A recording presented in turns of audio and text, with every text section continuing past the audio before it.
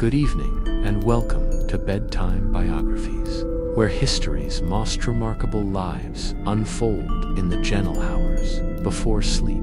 Tonight, we journey back to 20th century China, where ancient traditions collide with modern ambitions, and where a billion lives would be shaped by one man's vision. His name was Mao Zedong. His legacy, well, that depends on who we will ask. To some, he was the Grafhelmsman who steered China from humiliation to power. To others, he was architect of catastrophes that claimed more lives than both world wars combined. Before we begin tonight's journey, please take a moment to like and subscribe. It really helps other sleepy souls find these stories. And let us know in the comments which historical figure we should explore next. Now, Mao gets invoked constantly, but strip away the propaganda and the horror stories, and you find something more unsettling. A brilliant peasant boy who read himself into revolution, who understood power better than perhaps anyone, and genuinely believed he could redesign human nature itself. So settle in now, and let your mind drift back through time, across oceans and continents, to a China that was ancient and dying, and about to be reborn in fire.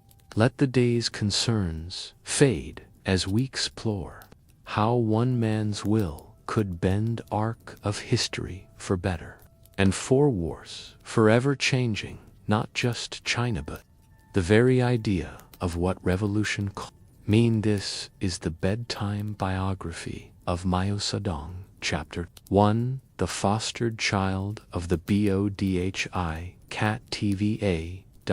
In the winter of 1893, in a small village tucked into the hills of Hunan province, a woman knelt before a shrine.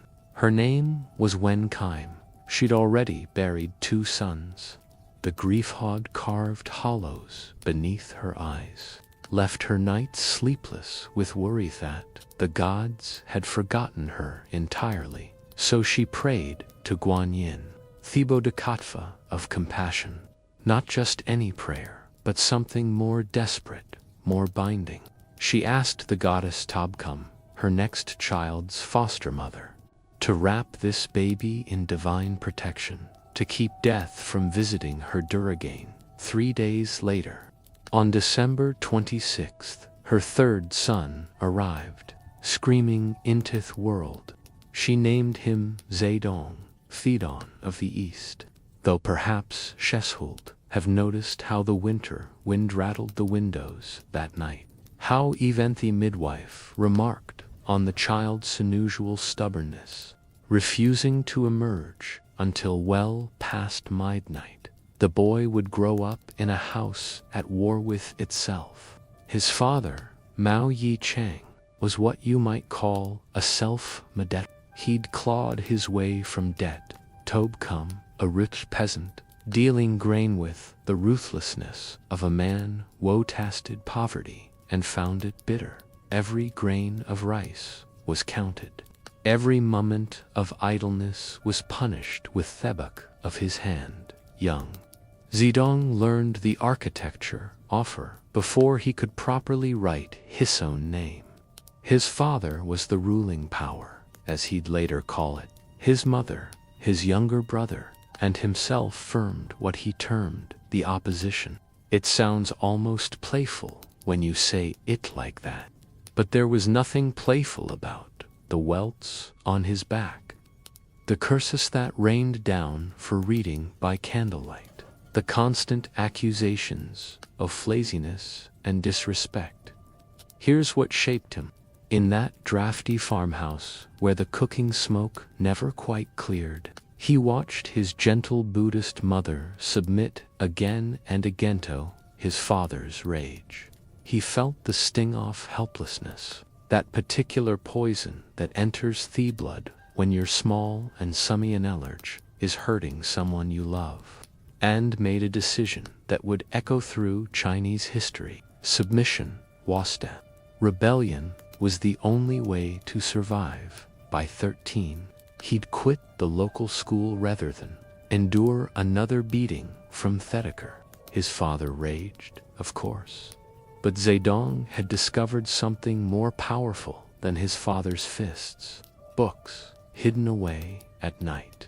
Reading by oil lamp while his father slept, he devoured stories of emperors and rebels, off kingdoms that rose and fell on the strength of a single man's will. The fostered child of the Bodic, Sattva was learning his first lessons in revolution, not from Marx or Lenin, those would come later, but from the simple, brutal education of a house divided against itself, where love and cruelty shared the same roof, where survival meant choosing a side. Chapter 2. The Threshold of a New World. His father arranged the marriage when Zedong was 14, the bride. Lu Yugu Wasfer, years older, a distant cousin, with a gentle face and calloused hands. Thruding proceeded according to ancient custom. Red banners hung from theaterways. Matchmaker collected her fee. Everyone pretended not to notice. Thegrim's clenched jaw, the way his eyes searched for exits. Lycia, trapped animal. Zong refused consummate the marriage. He wouldn't share her bed, wouldn't even share her table. When his father threatened him with violence, he threatened right back. When the village elders came to lecture him about Dutian tradition, he laughed in their faces. Finally, he simply disappeared into the mountains for a year, leaving his humiliated Bradetto face the whispers alone. She died of dysentery 3 years later. He never mentioned her again, except decades later, to dismiss the whole affair as feudal nonsense. But perhaps in those quiet moments of sleep, he remembered her face, the way she'd looked at him on their wedding day, hopeful despite everything, another casualty of his war against the old world. Maybe it was the book he'd found, words of warning to unaffluent age with its visions of modernized China. Maybe it was Simplith's unbearable weight of staying still. He convinced his father to let him attend the Dong Shan Lawyer primary school 15 miles from home, his father, but only after extracting promise of future profits from Heisen's education. The morning he left, Zedong composed a poem, not a particularly good poem, Bouton that revealed everything about Theboy who would become Mao. My studies will bring me glory, he wrote, and I'll never return to this place. He meant it. The village that had birthed him would see him again, only as a conqueror. At Dongshan, he was a curiosity, a peasant boy among the merchant's sons, wearing patched clothes that marked Hima's clearly as a brand. His Shangtan dialect drew snickers. His gangly frame, already approaching 6 feet, made him impossible to ignore. The other boys scowled him, the wild one, from Shiao Sandot. But here's what they didn't understand. Every sneer, every whispered joke, every moment of exclusion was being carefully flickatologed in that remarkable mind. Who was learning how humiliation worked, how class worked, how power flowed through seemingly innocent social interactions. He was taking notes on empire. Even Ife didn't know it yet. He found his weapons in the library. Liang Qichao's reformist writings, Pame his Bible. He memorized entire passages about constitutional monarchy, about the desperate need for China to modernize or perish. He read them so many times he could recite them, like prayers, or perhaps more accurately, like incantations. words that might transform reality if spoken with enough conviction. The threshold had been crossed. There will be no going back to the rice fields, no returning to his father's grain shop. The boy from Shaoxing was becoming something else entirely. Chapter 3. I think, therefore, I am Zheng Sha, hit him like a slap of cold water. 1911, and the provincial capital thrummed with an energy that made his village feel like a tomb. Electric lights blazed in shop windows, students in Western suits argued revolution in tea houses. Newspers arrived daily. Their pages crackling with manifesta sand, declarations of war against the old order. Zedong had never seen a newspaper before. Now he devoured them like a starving man, spending his food money on subscriptions, going hungry to feed his mind instead. One paper in particular caught fire in his hands. The People's Strength, edited by revolutionaries who spoke of Sun Yat-sen as if he were the second coming. They called for the overthrow of Manchu dynasty, for a republic, for blood if necessary. He wrote his first political essay, posted it on the school wall for everyone to see. It was raw, unpolished, burning with the particular fury of youth, discovering Jingist for the first time.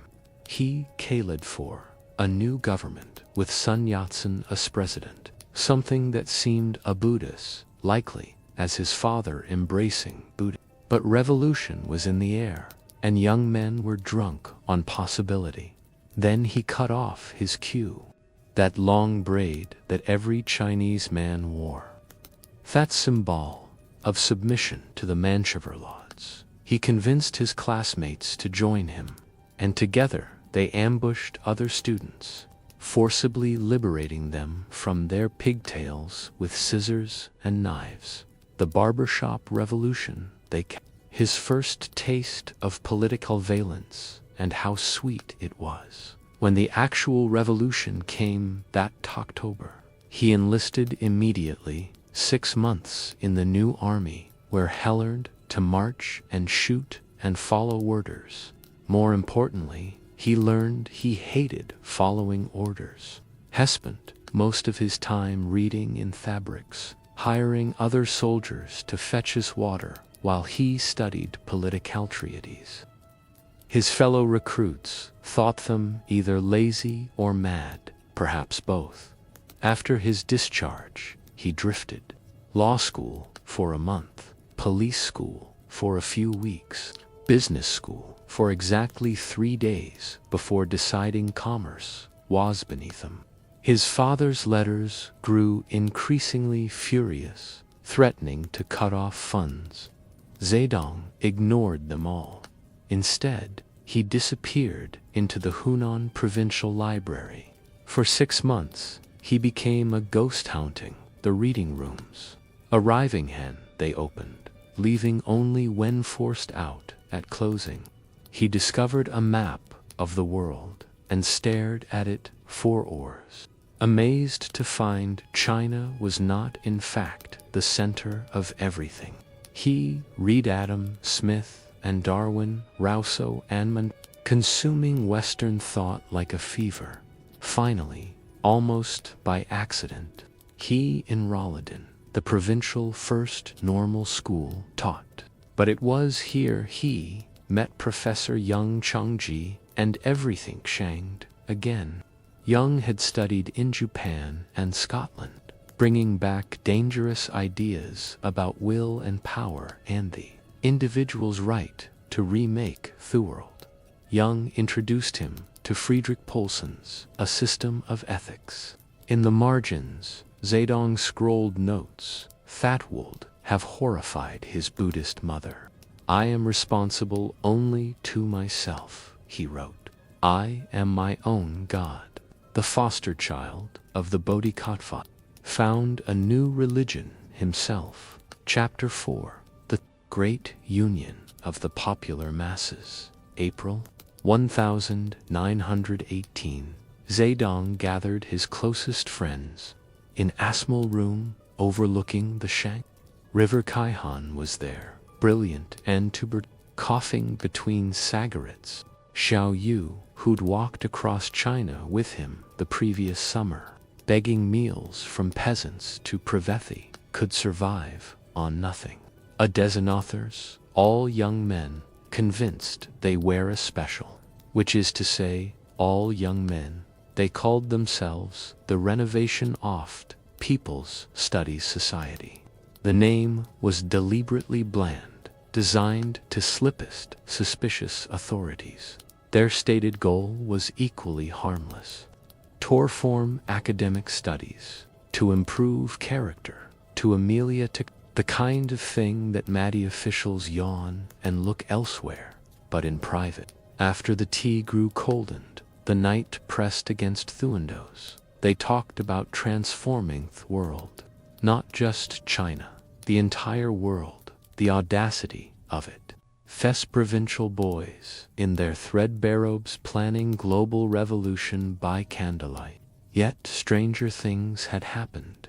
Lenin had just taken Russia with a handful of conspirators. Why not them?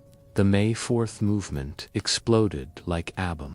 The following spring, students in Beijing protested the Treaty of Versailles, which handed German concessions in China to Japan instead of returning them to Chinese control.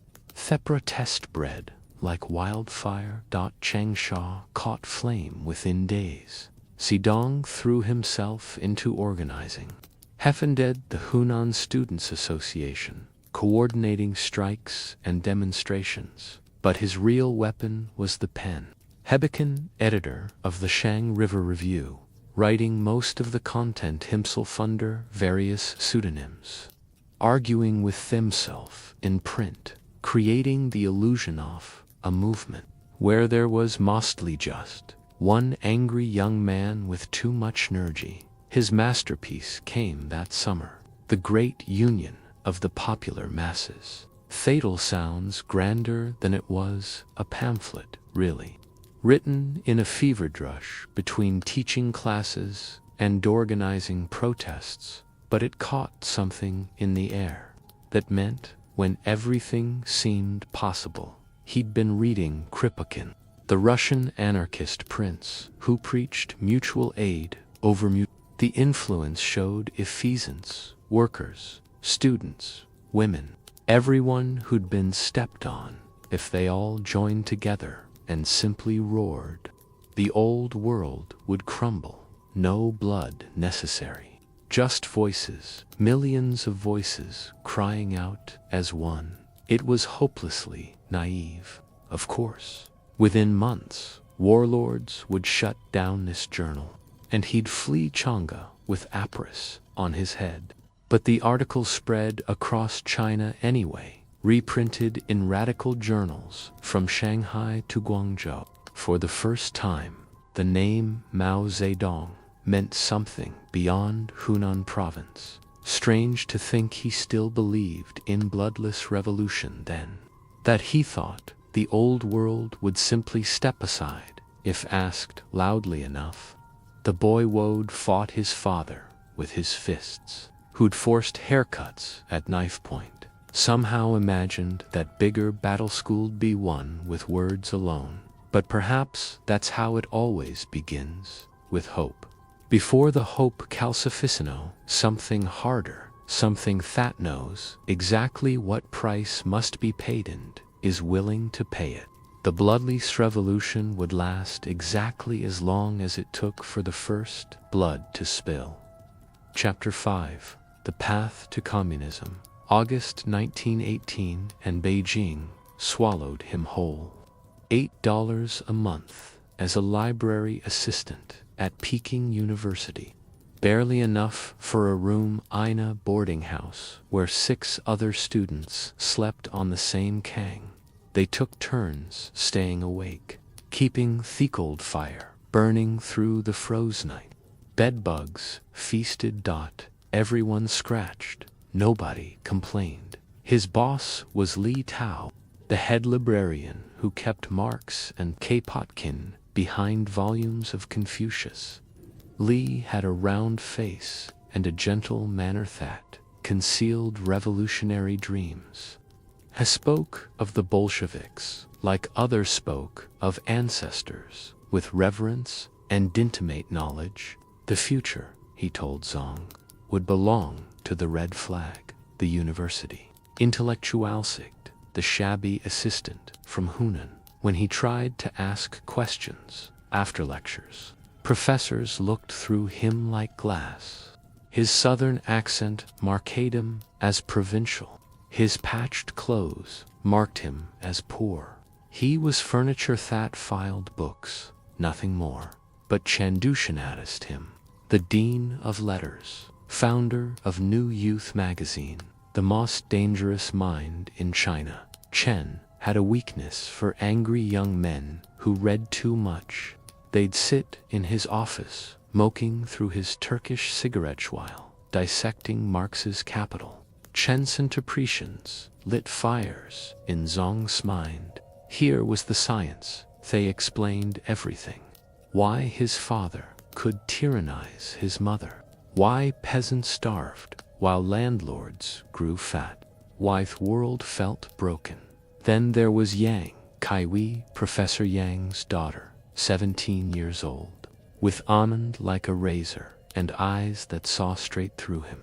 She'd grown up surrounded by radical thought, could quote Ibsen and argue anarchism with Anyan. They'd walk along the frozen lakes of Beijing, their breath-making clouds, as they planned the revolution between stolen kisses. His mentor, Professor Yang, was dying, stomach cancer eating him from within. While he continued lecturing on ethics and will, he seemed to approve of his daughter's choice. This wild student scribbled notes in library margins. Perhaps he saw something others missed, or perhaps dying men simply care less about propriety. Winter passed into spring. The May 4th explosion called him back to Hunan, but Beijing had changed him. He carried Marx in his head now, that terrible clarity that turned history into science, science into prophecy. Li Dao's words echoed the red flag. The inevitable dawn. He returned to Beijing once more in early 1920. Professor Yang was dead. Kaiwi wore white mourning clothes that made her skin look like porcelain. They married quietly that winter with Thuchermoinier permission to orphans of the old world, preparing to birth the new. Years later, someone asked him when he became a Marxist. He couldn't give an exact date, but it was there, in that frozen city where Onabody knew his name, where bedbugs drank his blood while he dreamed of revolution, where a girl who understood him, and a book that explained everything. Convergent Destiny, Chapter 6. Founding the Communist Party. Spring 1920, and a Russian named Voinsky arrived in Shanghai, carrying Comintern gold anoders from Moscow. Find the Chinese radicals, give them money, give them direction, build the party that would set ash ablaze. He moved through radical circles like a whisper.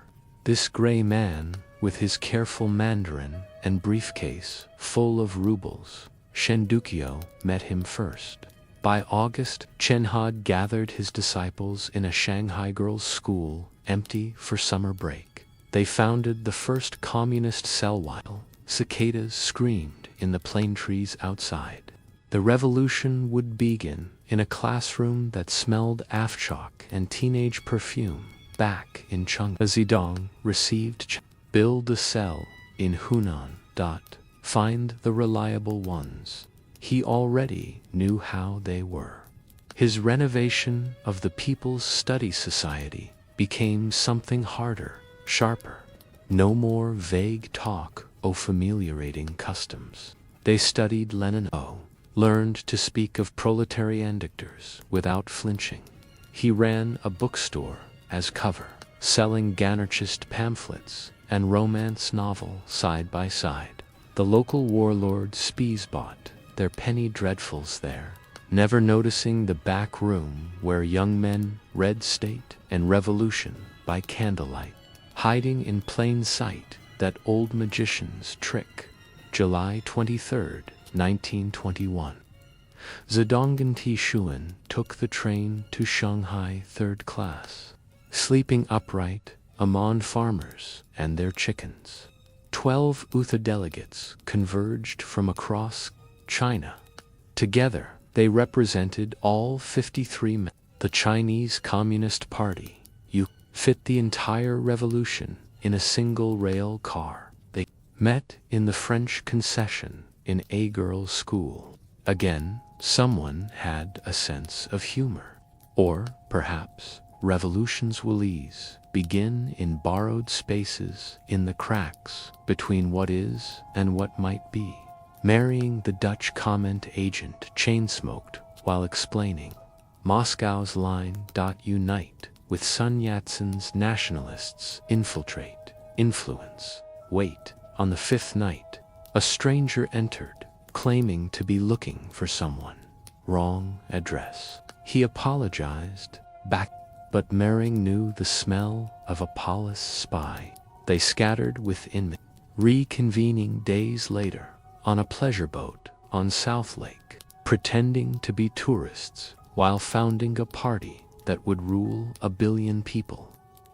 The program they adopted was pure Moscow boilerplate: overthrow capitalism, establish the dictatorship of the proletariat. As if China had a proletariat to speak of. This nation off a sense and warlords, but nobody mentioned the contradiction. Revolution was a science, and science was universal. Marx said so. They elected Chen Du as Secretary General Thao. He wasn't even there, being too important to attend his own party's founding. Zedong returned to Changsha's secretary of the Hunan cell. Not Thotop, but close enough to taste power. 53 members. Within 28 years, they'd rule. Within 50, nearly 1 billion people would live under their red flag. That night on the lake, they were just young men in a rented boat, arguing about the future, while pretending Toadmire, the lotus flowers, foster child of the Bodic Setva, had found his church at last. Not Buddhism, not individualism, but this hard foreign faith that promised to explain everything and change everything. He was 27 years old. The boy from Shawan was gone. In his place stood something far more dangerous. Chapter 7. The United Front. Remake his nationalist party. Soviet advisors whispered in Sun's ear. Comment gold paid for the proceedings. The marriage between communists and nationalists was being blessed by Moscow, whether anyone liked it or not. They elected him a candidate member off to Guangdong Central Executive Emmet, a communist wearing a nationalist mask. Or maybe it was Theodore way around. Nobody quite knew anymore. The Russians had decreed front, and so they all pretended to be one happy revolutionary family. He threw himself into the work. Acting director of propaganda by 1925. Out pamphlets that mixed Sun's 3 principles with Lenin's revolution. The words came easily. He'd learned to speak from both sides of his myth, a necessary skill when your allies were also your future enemies. But something else consumed him now. He'd returned to Hunan in early 1927 to investigate the rural uprising.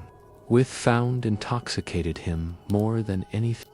Peasants were killing landlords, parading them through villages in tall paper hats before executing them in Town Square. Revolutionary justice raw and immediate. His report shocked even the communists. He praised the violence, called it necessary, beautiful even. Revolution wasn't dinner party etiquette, it was terror. And terror was good. The poorest peasants, the ones others called riffraff, they were the true vanguard. Let them destroy a very thing. From destruction would commemoratize March 1925, Sun Yat-sen died of cancer. Chiang Kai-shek's eyes controlled this former gangster with his Methodist wife and German military advisors. He smiled at his communist allies while sharpening his knives. Everyone could feel it coming. That meant when the masks would drop. April 12, 1927. Shanghai woke to machine gun fire. Chang soldiers and Green Gang thugs move it through the city, dragging communists from their beds. They shot them in the streets, threw them alive into locomotive furnaces. The White Terror had begun. Thousands died in days. The United Front was dead, drowned in blood. The party scattered, went underground. Those who could fled to the mountains. Zedong escaped to Hunan. His head worth its weight in silver to whoever brought it to Chang. He'd learned something valuable from the massacre. Never trust anyone stronger than you. Never be the weaker partner in an alliance. And when the moment comes to strike, strike first and without mercy. Chang had taught him that lesson in the blood of his comrades. The party ordered him to lead an uprising. That autumn, the autumn harvest rising they'd call it later, though it was more like a winter funeral.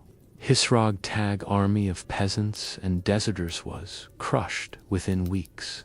He fled again, this time to the mountains of Jiangxi, where bandits ruled and government soldiers feared to tread. Chapter 8. The Red Banner of Jingshan. October 19-7, and Zedong climbed into the Jinggang Mountains with what was left of his army. 800 men, maybe less, most carrying rusty rifles and opium dreams. The mountains rose like broken teeth from Hunan Jiangxi border. Shrouded in misthought, made government troops nervous. Perfect bandit country to bandit chiefs already ruled here Yuan when Kai and Wang Zu, former monk-sterned outlaws, commanded 600 men between them. They knew every hidden path, every cave where a man could disappear forever. Zedong needed more than dignity allowed. He brought gifts, rifles for Yuan, medicine for Wang's wounded men. They drank rice wine together while sizing each other up. 3 kings of nothing, negotiating over mountains and mist. By winter, they'd made their deal. Thebanites got legitimacy, a cause to dignify their theft. Zong got sanctuary and soldiers who knew how to survive. Spring brought Hian, 18 years old, sent to the mountains, 450, after the White Terror. She could shoot, ride, and quote marks, a combination that apparently worked for him. They started sharing a blanket that nobody asked about young Kaiwi, his wife waiting in Changsha with their 3 sons. Revolution had its own morality. April 1928. Jude Day arrived with 1,000 soldiers from a failed uprising in Nan. G was everything. Zedong WASN single quotes T. Professional soldier trained in Germany.com, where Zedong burned hot. Together they formed the 4th Red Army, Thepot and the soldier, building something from nothing in those misty mountains. They invented guerrilla warfare through necessity. When the enemy advances, we retreat. When he camps, we harass. When tires, we attack. When he retreats, we pursue. Simple rules for complicated. Strike the weak points. Vanish into mountains. Make the enemy fear shadows. The first Soviet appeared almost by accident. They needed food, so their distributed land. Killed felon lords, gave their fields to peasants, hoodworked them for generations. The peasants didn't care about Marx or global revolution. But free land, Thathy understood, word spread through the valleys. The Reds were giving away land. Peasant boys joined by the hundreds, bringing nothing but hunger and rage. Zedong taught them to read with simplified characters, taught them their poverty wasn't fate but theft. Someone had stolen their lives, time to steal them back. Meanwhile, in Changsha, young Kai waited. The nationalists offered her freedom if she'd denounce her husband. She refused. They executed her in 1930, left her body by the city wall. His three sons scattered to relatives or simply disappeared. Revolution demanded its sacrifices. By 1930, the Jiangxi Soviet covered 20,000 soldiers under the Red Banner. They'd proven something everyone thought impossible. A communist state could exist inside China, could survive, could grow from bandits and dreamers in the mountains. They'd become something real, enough to threaten Chang's sleep. King of the mountain at last. Not emperor he dreamed of becoming as a boy, but close enough to taste what might come next. Chapter 9. The Long March and Therais to Power. October 1934, and the Red Army was bleeding out. Chang's fifth encirclement, CAMPAIGN, had worked. German advisors taught his troops to build blockhouses, thousands of them, tightening like a noose around the Jiangxi Soviet. No more hit and run, just slow strangulation. 86,000 soldiers broke through the lines at night, carrying everything on their backs. The Long March had begun. Thonabody called it that yet. It was just trotting, desperate and directionless, while nationalist planes dropped bomb sand pamphlets promising amnesty for surrender. The party leadership was in chaos. Bulgu, 28 years old and Moscow trained, commanded because Moscow said so. Ottobrunn, the German common advisor, planned battles from maps that bore no relation to Chinese reality. They moved the army like Europeans in straight lines into killing fields. 3 months in, 40,000 were dead. The Shang River ran red for days after they forced a crossing under artillery fire. Equipment abandoned, wounded, left behind. The survivors marched on bleeding feet through provinces where nobody spoke their dialect, where local warlords sold them safe passage by famil. January 1935. They captured Zuni, a prosperous town where they could rest. The leadership guitared in a merchant's house. Tosin, blame for the disaster. Zedong had been waiting for this moment. Marginalized for 3 years by the Moscow faction, now he struck. For 3 days, he dissected their failures with surgical precision. Bogus Rajid, positional warfare, bronze Seropian fantasies. The stupidity of fighting the enemy's strength, instead, office weakness. The other commanders, these practical men who'd seen their armies destroyed by when the vote came, they sided with the Chinese fighter over the Moscow boys. He joined the Politburo. Standing Kamat became Zhou Enlil's not supreme leader, not yet, but close enough to steer decisions. The poet Guerrilla was back in command, and the dying stopped. Almost immediately, the tactics changed. Faint sand circles doubling back, making Chang's armies chase ghosts. They crossed the Yangtze on fishing boats, climbed mountains where the air ran out, crossed grasslands that swallowed men whole. The Dadu River, where a handful of soldiers took a bridge under fire, climbing hand over hand across chains, while flames consummated planks below. Every disaster became elegant in the retelling. October 1935.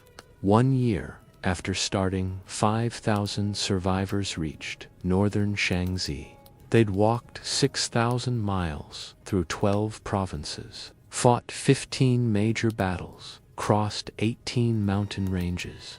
90% were dead or scattered, but ones who survived were harder than iron dot.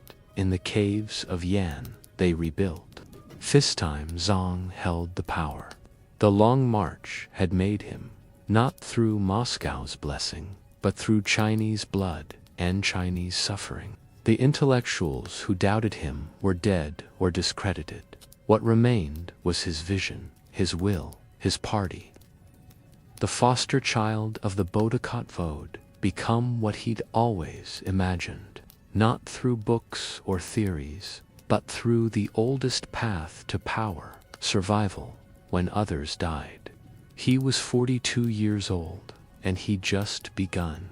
Chapter 10, The Yan Years and the Second United Front, December 1936, music. And China's fate turned on a kidnapping. Zhang Shuiliang, the young Marshal Wo's Manchurian homeland the Japanese had stolen, couldn't stomach fighting communists while Japan devoured China. So he took Chiang Kai-shek hostage, held a gun to the general's head, and mandate he fight the real enemy.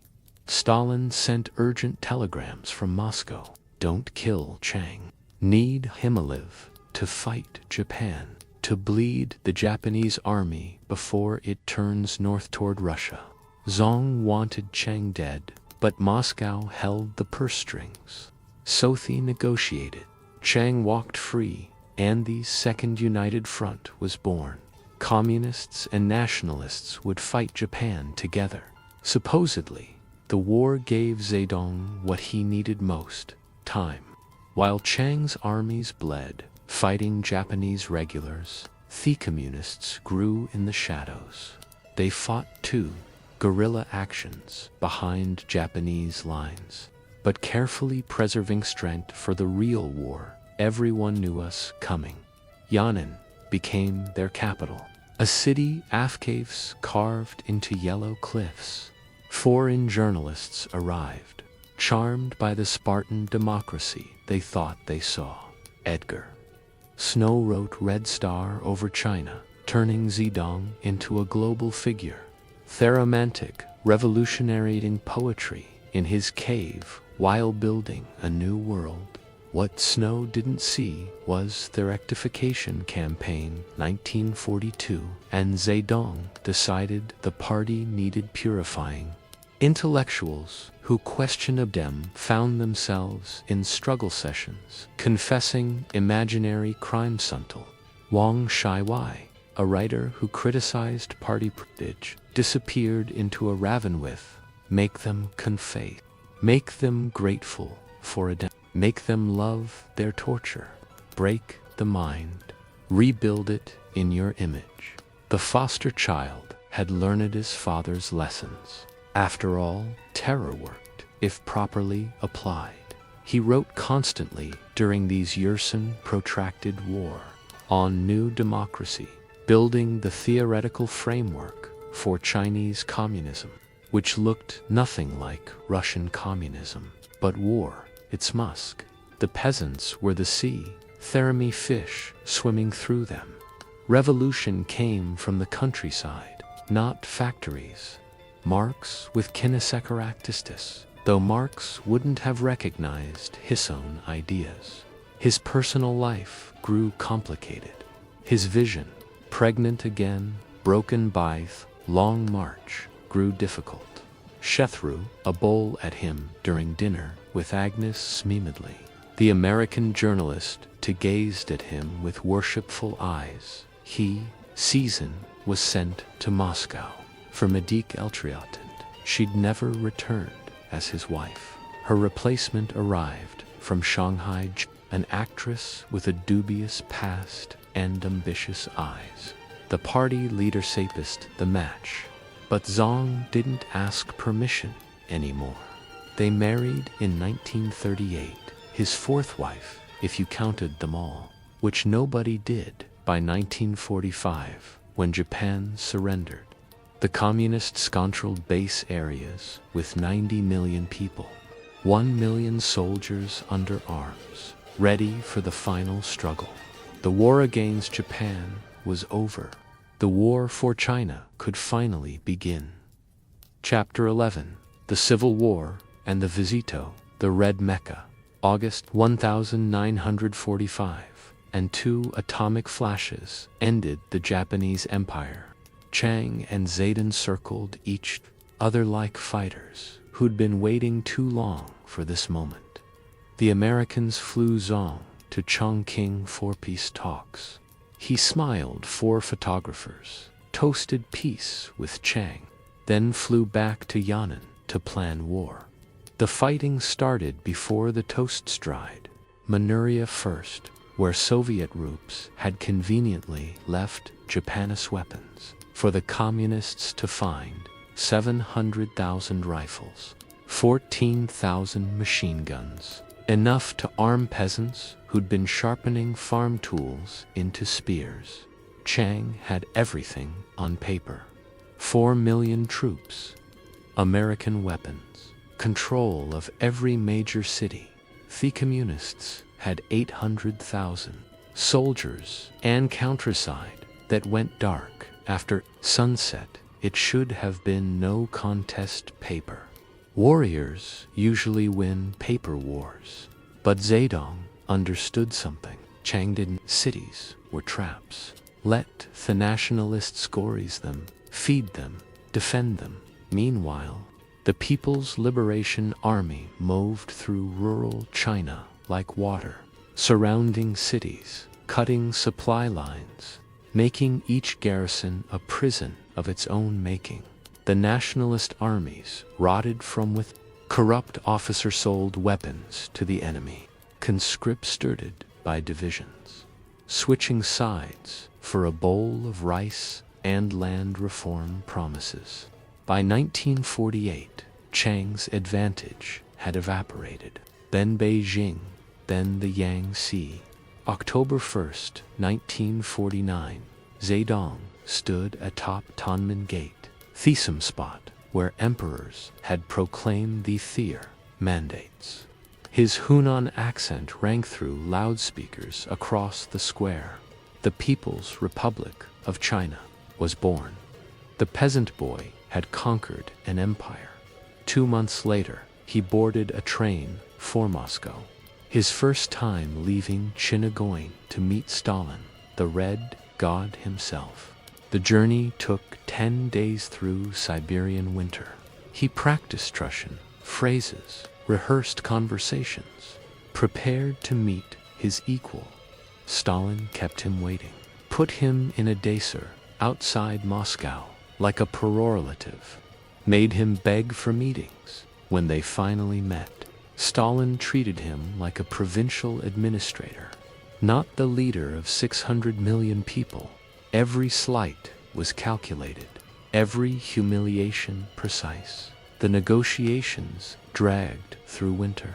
Stalin wanted control of Chinese ports, railways, resources. Wanted China as a buffer, no to partner. Zedong smiled, agreed to wait, had to, remembered everything. They signed a treaty of friendship in February 1950. Both men knew it was really a treaty of mutual suspicion. On the train home, Zedong was quiet. Hysades thought he was tired, but he was thinking about power. Real power, fecund, that didn't have to beg for recognition. Stalin had shown him something important. Even communists could be imperialists. Even comrades could be enemies. The foster child of the Bodhisattva met his God and found him wanting time to become his own God instead. Chapter 12. The Great Leap Forward and the Great Famine. 1958. And Song was done with patience. Stalin was dead. Khrushchev was weak. And China still crawled, while it should. He'd visited Moscow again, seen their factories, their bombs. If the Soviets could industrialize in a decade, China could do it in 3 years. Will and mobilized masses. The Great Leap Forward began with numbers that defied reality. China would surpass Britain in steel production by 1972, no, by 1968, actually. Make it 1960. The targets kept rising because nobody dared question the chairman's vision. To doubt was to reveal yourself as artist, and rightists disappeared. 600 million people reorganized overnight into people's communes, private plots, personal chickens, Bicomeko, elective property. Families ate in communal dining halls, thousands staggered, while propaganda teams sang songs about abundance that didn't exist. Then came the backyard. Furnaces every commune needed to make. Steel. Peasants who'd never seen a factory were ordered to build furnaces in their courtyards. They fed them with pots, pans, door arc knobs, ancestral bells. The metal they produced was useless, brittle slag. But the numbers looked good in reports to Beijing. Agriculture collapsed first. Millions of farmers were making worthless steel instead of harvesting. Those still farming follow instructions from Moscow-trained scientists who knew nothing about Chinese soil. Plant seeds close together, socialist solidarity, deep plowing for deeper revolution. Fee crops failed, but the reports claimed record harvests. Local officials, terrified of being purged, reported impossible grain yields. 2,000 pounds per acre became 4,000 pounds. Then 10,000.za Dong believed them because he wanted to. If socialism was scientific, these numbers must be true. Science cold and lie. The state took grain based on the fictional harvests. Villages that supposedly produced 10 tons had to deliver 8 to the cities. It didn't matter that they'd actually ground to. The grain was taken at gun. Peasants who hid food were beaten to death as COUNTERREVOLUTIONARIES. By winter 1959, people were eating bark, then grass, then nothing. Villages went silent, everyone too weak to bury the dead. In Henan province, there were reports of orphans eating children. Officials who reported the famine were purged for spreading capitalist propaganda. Pang Day. The defense minister who'd fought beside Zedong since Jingshan dared to criticize the policies at the Lucan conference. Zedong destroyed him, labeled him a rightist, had him torturing the Cultural Revolution. The message was clear. Truth was whatever the chairman said it was. By 1961, even Zedong couldn't ignore the catastrophe. The policies quiet lighted, but the dying continued. Somewhere between 20 and 45 million people starved to death. The exact number remains unknown. The party still calls it the 3 years of natural diseases. If nature, not politics, had causative famine, the foster child of the Bodhisattva had come death itself, the destroyer of worlds, and he was just getting started. Chapter 13. Unleashing the Cultural Revolution. 1966. And Zong felt power slipping through his fingers like sand. Lu Shaoi and Deng Xiaoping run the country day to day. undoing his radical policies with their capitalist road reforms.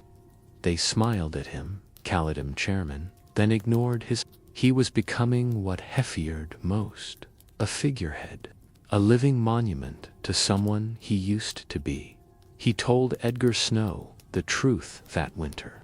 China needed more personality cult. The cult would be his weapon to destroy the party bureaucrat wad caged him.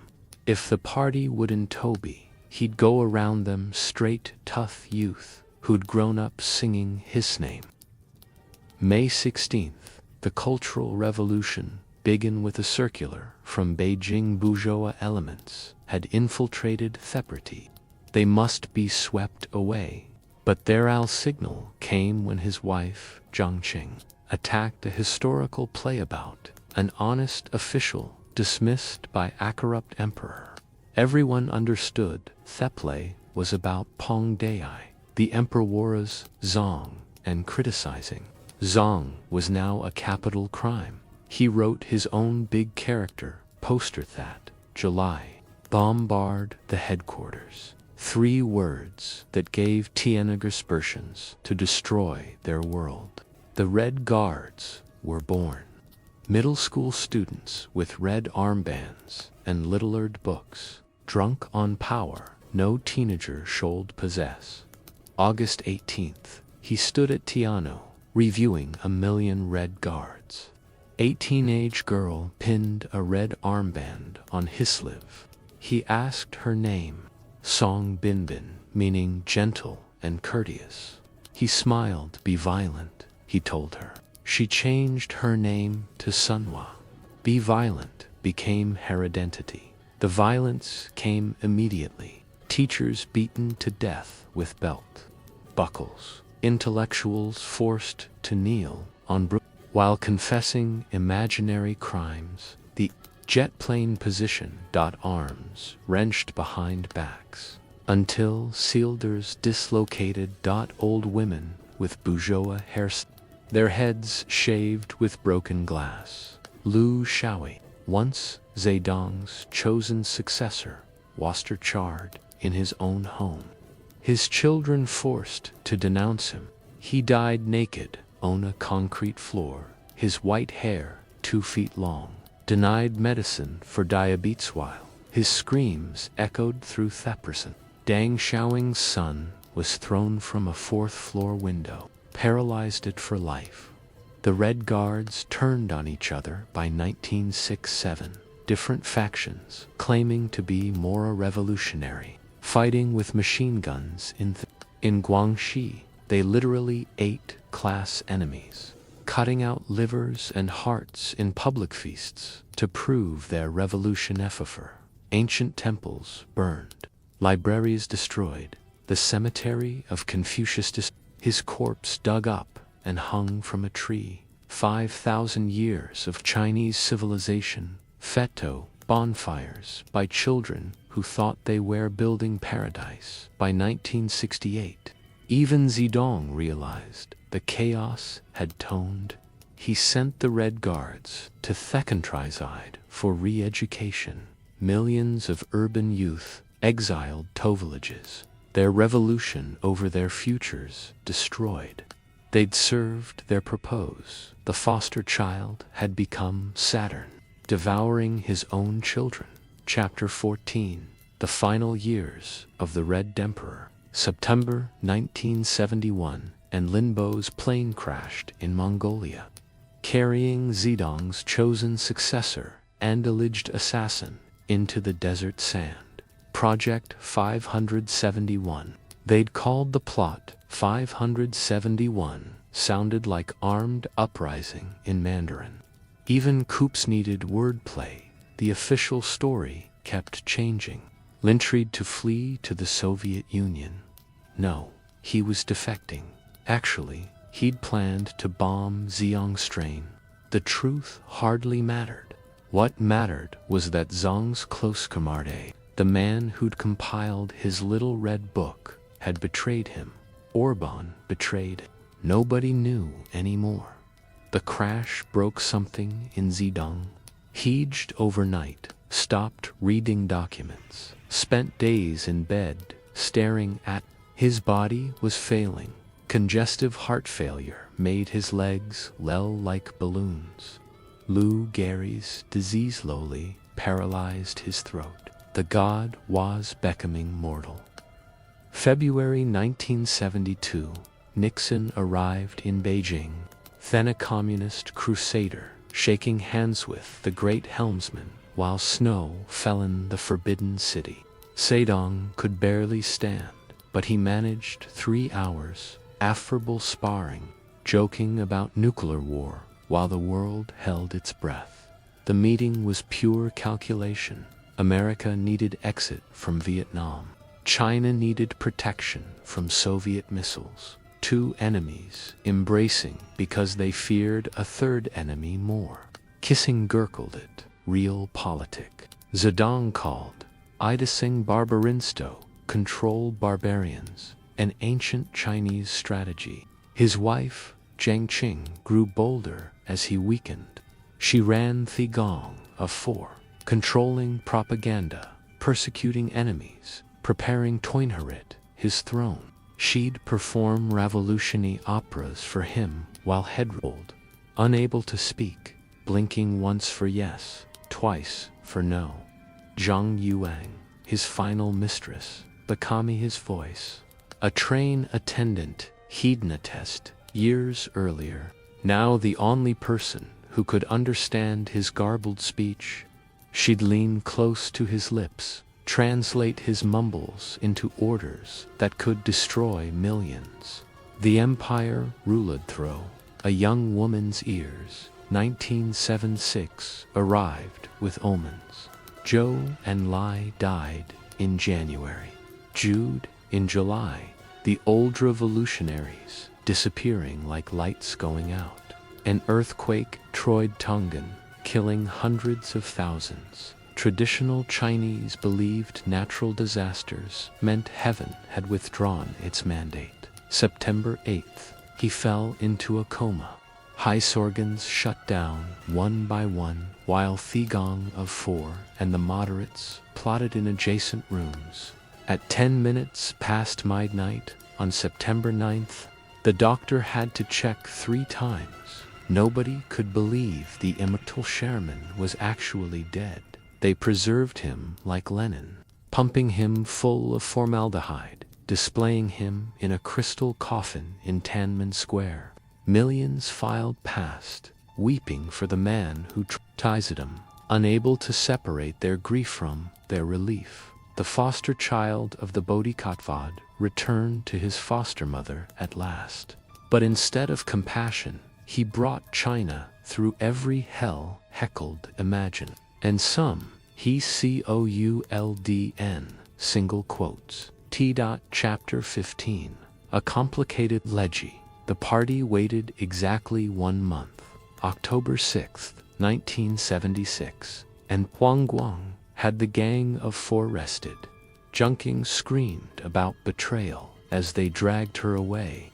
Other trial, she'd say she was only Zedong's dog, barking when he said bark. The court gave her death, commuted to life. She hanged herself with her own stockings in 1991. That survivor who'd been purged 3 times, sand risen 3 times, he had a simple message. Practice was the sole criterion of truth, not ma thought, not revolution, just what worked. Within years, he dismantled everything Zedong built while keeping his corpse on display.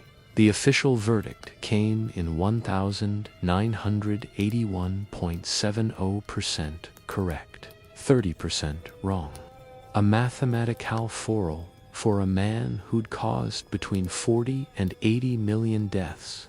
They couldn't admit the full horror without admitting Throtty's complicity, so they split the difference, saved face, moved on. But what was that 70%? He'd unified China. Yes, ended the century of humiliation that began with British opium ships. Made the world's respect a nation it had carved up like When he proclaimed the Piapolsrepublik, China could barely make bicycles when he died.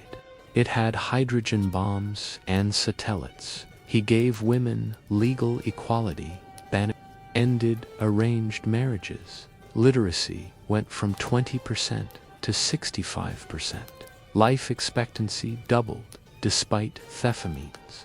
The barefoot doctors he trained brought medicine to villages that had never seen aspirin. These weren't small achievements. Yet the price? Those tens of millions starved in the Great Leap Forward. The millions more tortured and killed in the Cultural Revolution. The destroyed families, the ruined minds. The children woe denounced parents. The parents who buried children. The lost generation sent to the countryside. Their futures erased. Today his portrait still watches from Tiananmen Gate, 10 stories tall. That famous mole, that knowing smile. Taxi drivers hang his picture for luck. Peasants pray to his image like a kitchen god. The young by his Merchandische knowing what he did, or perhaps knowing and not caring, billetried to resurrect his ghost before they imprisoned him for corruption. The New Left quotes him against inequality. Nationalists invoke him against America. Every oniuses his corpse for their purposes, which he might have appreciated. Hellways said political power grew from the barrel of a gun. He never mentioned it also grew from selective memory. The foster child of the body sat left, China powerful and traumatized, unified and broken, modern and afraid of its own history. He wanted to be China's greatest emperor. He succeeded. Emperors aren't loved. They're endured, survived, remembered. Walk through Beijing today, and you'll see him everywhere and nowhere. In Thestrate boulevards, he carved through ancient neighborhoods. In the old people still won't talk about those years. In the capitalism he'd despise, and the nationalism he'd recognize. In the party that rules in his name, while ignoring everything he believed. Epilogue. The Red Emperor's global shadow. While Zhong's body lay crystallized in Beijing, his ghost went traveling. It found fertile soil in places where puberty and rage grew thick as Peru, Nepal, India, the Philippines, wherever peasants had nothing to lose but their lives, which weren't worth much anyway. The Shining Path erupted in Peru in 1980, just 4 years after his death. Abamel Guzman, a philosophy professor Ruo, called himself Chairman Gonzalo, decided Peru needed its own cultural revolution. His followers hung dead dogs from lemurs lampposts with signs reading, Deng Xiaoing, son of a bitch. They understood the Deng had betrayed the faith. Only pure Maoism could save the world. They started in the poorest region of a poor country, teaching Kitwa-speaking peasants that the story was a spiral moving toward communism. The revolution would be beautiful and terrible, mostly terrible. They massacred entire villages, suspected off-government sympathy, stoned children to death for selling cocoa to the wrong buyers. By the time Guzman was captured, 199,270,000 were dead in Nepal. The ghost found Pushpa Kamaldahal, who called himself Prandanda, meaning fierce one. He launched his People's War in 1996. From villages so remote the government target they existed. For 10 years, his fighters controlled rural Nepal, running Maoist courts, Maoist schools, teaching peasants they were the sea in which guerrillas swam. The strange part was that it worked.